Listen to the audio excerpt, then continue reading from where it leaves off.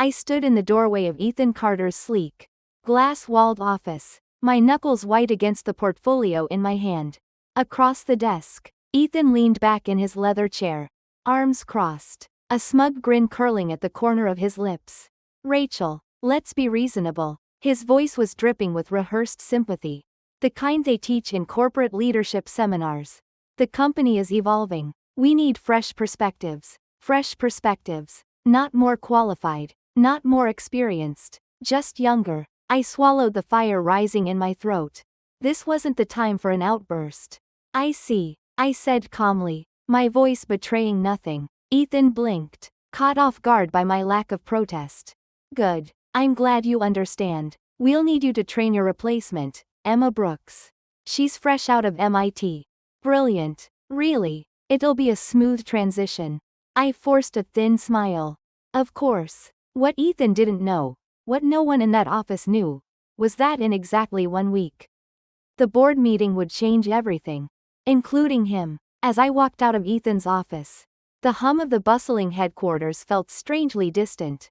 My fingers clenched around the handle of my leather portfolio as I made my way through the maze of glass-walled conference rooms and open workspaces. Whispers followed me, stolen glances exchanged between coworkers who had seen too many good people leave without a fight. But they didn't know me. They didn't know that I had no intention of walking away quietly. I reached my office, shutting the door behind me. The click of the lock felt symbolic, sealing myself off from the lies, the backstabbing, the corporate politics that had been playing out right under my nose. I had dedicated 10 years of my life to this company, navigating billion-dollar projects, securing high-profile contracts, and mentoring a team that had turned vision into reality. And yet, a single executive decision had reduced my worth to a number on a spreadsheet. A liability to be replaced. I took a slow breath, forcing the anger down. This wasn't about rage. This was about strategy. I opened my laptop and started digging. If Ethan wanted to play dirty, I needed to understand exactly how deep his game ran. A few quick searches through internal reports, budget allocations, and restructuring plans confirmed my suspicion. This wasn't just about replacing me. It was bigger than that. Ethan had been orchestrating something for months. A private dinner meeting 6 weeks ago with select board members. A sudden reallocation of funds from the R&D department into executive development initiatives. And then, the kicker, a confidential document I was never supposed to see. My phone buzzed. A blocked number. I hesitated for a second before answering.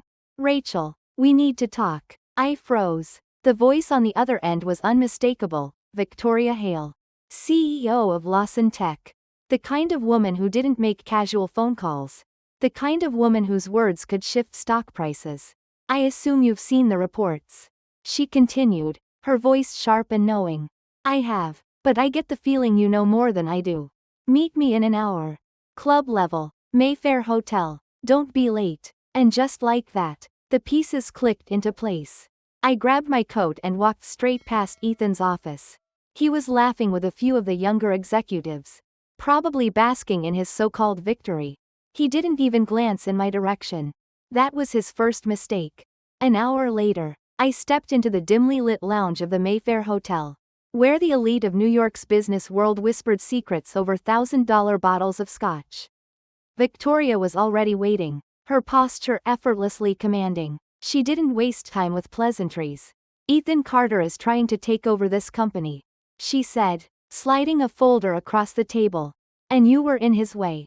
I opened it. Inside were confidential emails, financial statements, and one particularly damning message. "Once Rachel is gone, phase 2 can begin." Ethan wasn't just replacing me.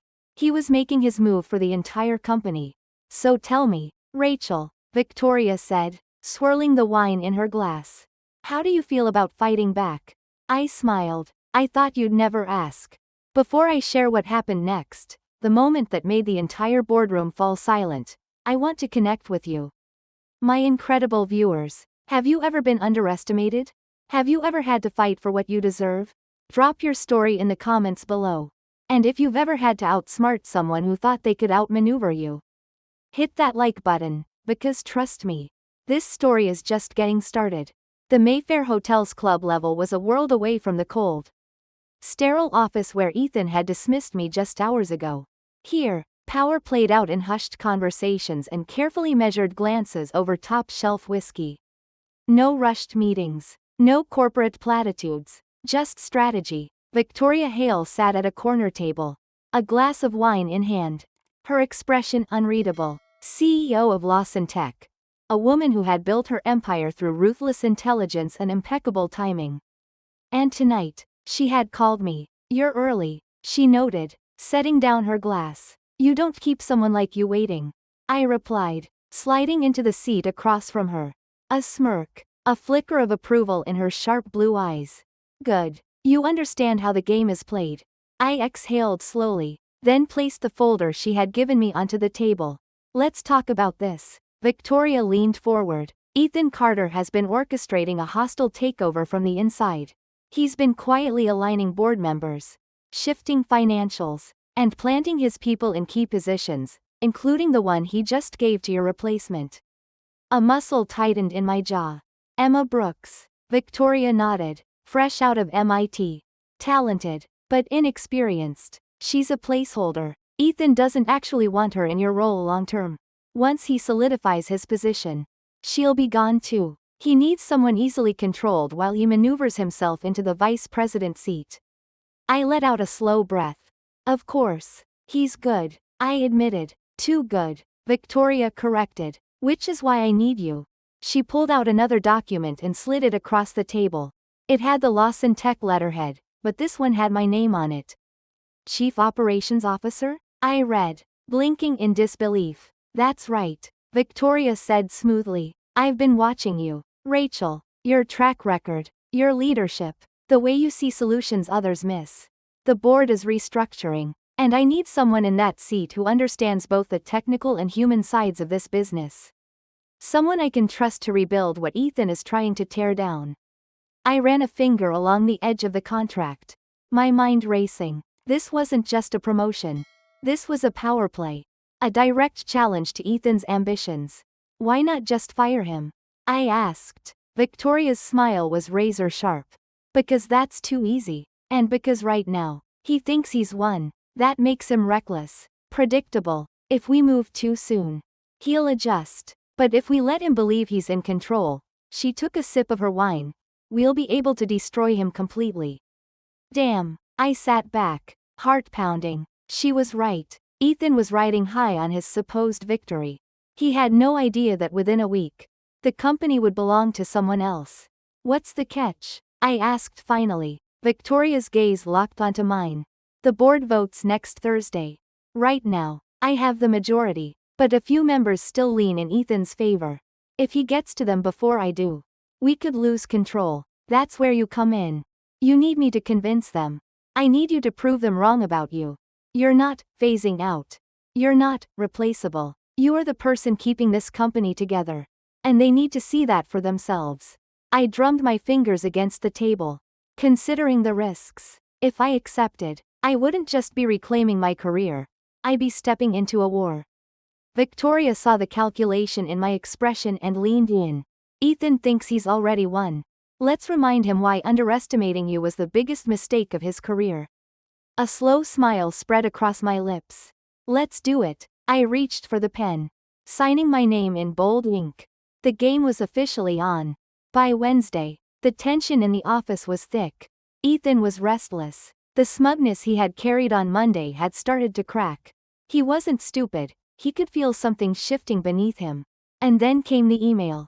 To all employees. From Victoria Hale, CEO. Subject: company-wide meeting.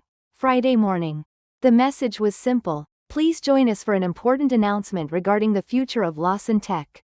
The second I read it, I glanced across the office. Ethan had just finished reading it too. His face was tight, his fingers drumming against his desk. He knew. He just didn't know how bad it was going to be. Thursday afternoon, 2 p.m. sharp. I stood outside the executive conference room, my hands resting lightly on my portfolio. Inside, the board members were already gathering. Rachel? I turned to see Victoria approaching. dressed in a tailored charcoal suit. She looked every bit the powerful CEO she was. "Are you ready?" she asked. I met her gaze and nodded. More than ever. With that, we stepped into the boardroom. The room was grand, high-backed leather chairs surrounding a polished mahogany table. Floor-to-ceiling windows offering a sweeping view of the city skyline. 11 board members sat in their usual places, engaged in quiet conversation. And then, the main doors swung open. Ethan walked in. The moment his eyes landed on me, his entire body went rigid. His gaze darted to Victoria. To the empty chair beside her, the seat of the chief operations officer, then back to me. Confusion, disbelief, then, finally, panic. "Rachel," he said, his voice just a little too high. Victoria didn't waste time. "Let's begin." She gestured for everyone to take their seats. Ethan hesitated, then lowered himself into his chair, his expression carefully blank. Victoria cleared her throat. "As you all know, Lawson Tech has been undergoing a strategic restructuring to position us for the future. After thorough evaluation, we've identified critical operational improvements needed across the company." I watched as Ethan's fingers curled into a fist against the table. "To lead this effort," Victoria continued, "we require someone with deep institutional knowledge, proven expertise, and a history of driving successful outcomes." Silence. "That's why I'm pleased to announce that Rachel Lawson has been appointed as our new Chief Operations Officer. Effective immediately." For a second, the room was utterly still. Then, the applause began, polite at first, then growing stronger. Several board members nodded in approval. A few smiled in my direction. But I was only watching one person. Ethan. His face had gone pale. His carefully built confidence shattered. His lips parted as if he wanted to object.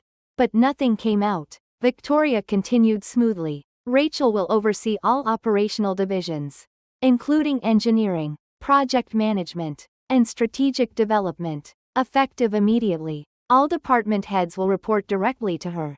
I allowed myself a slow, deliberate smile. "I look forward to working with all of you," I said, my voice steady. Ethan's eyes burned into mine. He had spent months orchestrating my removal. And now, in the span of a single afternoon, I had become his superior. The irony was delicious. And it was only just beginning. Ethan sat frozen in his chair, his mind no doubt racing to process what had just happened. The confidence he had worn so arrogantly for months was gone, replaced by a strained, almost mechanical expression. He was unraveling, and I intended to pull every last thread. Victoria shifted seamlessly into the next segment of the meeting, as if the announcement of my new role was merely a footnote in the company's restructuring plan. The board members, still processing the shift in leadership, turned their attention back to the agenda. Ethan, however, couldn't seem to move. His fingers were clenched so tightly around the armrest of his chair that his knuckles turned white. "Let's proceed with the quarterly reports," Victoria continued, her tone steady, controlled. "Ethan, I believe you're first." Ethan hesitated, then cleared his throat. He reached for his portfolio with stiff, jerky movements, flipping through documents as if they had suddenly become unreadable. I leaned back, watching as he stumbled through his opening statements. "Our department has seen significant progress this quarter," he began, his voice lacking its usual polished confidence. "We've implemented key strategies to streamline operations and improve efficiency." I folded my hands neatly on the table. "Could you elaborate on those strategies, Ethan?" His head snapped toward me so fast I almost laughed. "Certainly," he replied, forcing a smirk as he turned a page in his report. "We've focused on talent optimization by bringing in fresh perspectives, ensuring that our teams remain dynamic and innovative." "Interesting," I said. "Are you referring to the restructuring efforts that resulted in my position being reassigned?" Silence. Ethan shifted uncomfortably. "Well, Rachel, as you know, these decisions are made with the company's best interests in mind. And yet," I cut in smoothly, "our data indicates that employee retention and overall performance have taken a significant downturn in the past 3 months. Perhaps you'd like to explain how that aligns with your optimization strategy?" I could see it in his eyes. The realization, the crushing weight of knowing he had walked into a battle unarmed. while I had been preparing for weeks. Ethan forced a laugh, but it didn't reach his eyes. Well, change often brings short-term challenges. But in the long run, is that what you told the board members you met with privately last month? The air in the room shifted. Ethan's face drained of color. His mouth opened slightly, as if searching for a response. Victoria turned to me with an arched brow. Private meetings? I nodded, flipping open my own portfolio and sliding a document across the table. I took the liberty of reviewing some internal scheduling records. It appears that Ethan has been conducting private discussions with several board members, advocating for a full executive restructuring, including, I paused, letting the moment build, a proposal for himself as the next vice president. A murmur rippled through the room. Ethan's carefully crafted plan had been exposed, laid bare under the cold, unforgiving light of scrutiny. That's not, I mean. Those meetings were just preliminary discussions. Ethan stammered, his composure fracturing by the second. Nothing was set in stone, except the part where you deliberately manipulated financial projections to justify removing key personnel. I added, sliding yet another document forward. Would you like me to read the email where you referred to me as an obstacle to your promotion? The room went deadly silent. Ethan swallowed hard. Rachel, let's not. You know, Victoria interrupted, leaning back in her chair. I had my suspicions, but I wanted to see how you'd handle this yourself. Ethan, and now, I have my answer. Ethan turned to her, desperation creeping into his expression. Victoria, I've always had the company's best interests at heart. Funny, she said, because from where I'm sitting, it looks like you had your best interests at heart. She gestured toward the board. And I'm fairly certain they see it too. One of the senior board members, William Harris, a man who had been with the company since its inception, removed his reading glasses and set them down with a sigh. I don't appreciate being lied to, Ethan, and I certainly don't appreciate executives who prioritize their own ambition over the company's success. Another board member, Angela Vaughn, tapped a manicured nail against the table. Agreed. This level of deception is unacceptable. I motion for an immediate vote on Ethan Carter's future with this company. Panic flared in Ethan's eyes. Wait, we don't need to rush into. All in favor of his immediate removal? Angela asked, ignoring him. Hands rose around the table. One by one, without hesitation, Victoria turned to Ethan, her expression unreadable. Ethan, it appears the board has made their decision. A heavy silence followed. Ethan's breath came shallow, his chest rising and falling as he searched the room for support. Finding none, he let out a sharp exhale, shoving his chair back as he stood. You'll regret this, he hissed, his eyes locking onto mine with a venomous glare. I smiled. I already don't. Security escorted him from the building within the hour. As the doors shut behind him, Victoria turned to the remaining board members. Now, with that unfortunate business concluded, I believe we have an exciting new chapter ahead of us. She glanced at me with a knowing smirk. Rachel, I assume you're ready to take the reins? I straightened my posture. More than ever. The meeting concluded with a unanimous vote of confidence in my leadership. As I walked out of the boardroom, I caught sight of the employees outside, whispers, glances, the hushed excitement of change. And there, standing near the edge of the crowd, was Emma Brooks, still clutching the notebook she had been scribbling in all morning.